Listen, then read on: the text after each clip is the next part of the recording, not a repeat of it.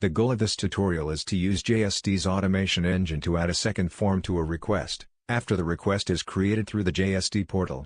In this example we want to add the completion of NDA form. To start, go to Project Settings. Then select Automation and click Add Rule. We need to select Create a Custom Rule, then click Continue.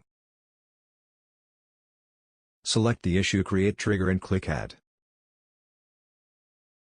To ensure this form is not added to all requests, we need to restrict it to the relevant request type. Click Add Condition. Enter in the relevant JQL to limit it to the applicable request type. Click Continue. Now click plus Add Action and select Add a ProForma form. Change the form to be added by clicking on the drop-down and selecting the relevant form.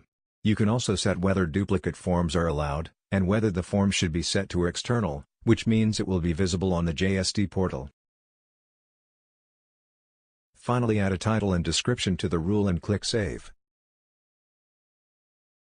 And that's it. The completion of NDA form will now be added to non-disclosure requests when they are created.